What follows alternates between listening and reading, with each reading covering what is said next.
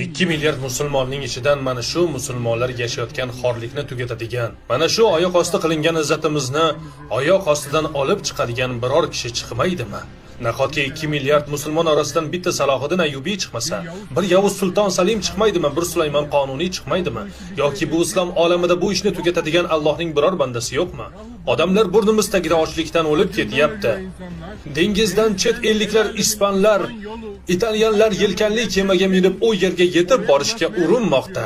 Isroil qo'shinlari tomonidan to'xtatilmoqda, talon-taroj qilinmoqda, asirga olinmoqda. Nahotki Allohning biror bandasi ovozini chiqarmasa, musulmonning ochlikdan o'layotgan bolasiga bug'doy guruch olib borish ispanlarning yelkanli g'arib kemasiga tushadimi yoki musulmonlarning, kibrli arablarning, dubayliklarning, qatarliklarning, turkiylarning 200 metrlik qimmatbaho super yaxtalariga tushadimi?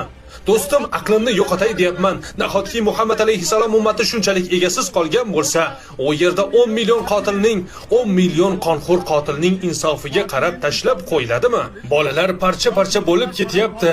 Odamlar vayronalardan tirnoqlari bilan bolalarning a'zolarini qidirishmoqda. 3 yildan beri davom etyapti. Bu yangilik emas. Bir kunda, 2 kunda, bir haftada bo'lgan voqea emas. 3 yildan beri, 40 yildan beri shunday sening birodarlaringni xom xatalayapti. Senda hech izzat nomus, obro', qadr qimmat, bu dinga biror bog'liqlik yo'qmi? Do'stim, qanday qilib bu qadar bo'lishing mumkin? Qanday bo'lishi mumkin bu? Men hali ham Starbucks oldidan o'tayotganimda u yerda o'tirganlarni ko'rib hayratdan yoqa ushlayman. Nahotki bundan ham voz kecha olmayapsan? Bir qahvadan ham voz kecha olmaysanmi? La ilaha illalloh, ya Robbiy, bizga bu vaziyatdan chiqish yo'lini ko'rsat. Bizga chiqish yo'lini ko'rsat. Bizga chiqish yo'lini ko'rsat, ya Robbiy. Bir Alparslan chiqmaydimi?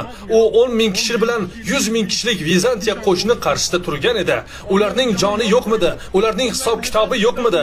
Bir Fotih Mehmet chiqmaydimi? Bir telba chiqsin, bir telba chiqib bu telbalikni to'xtatsin.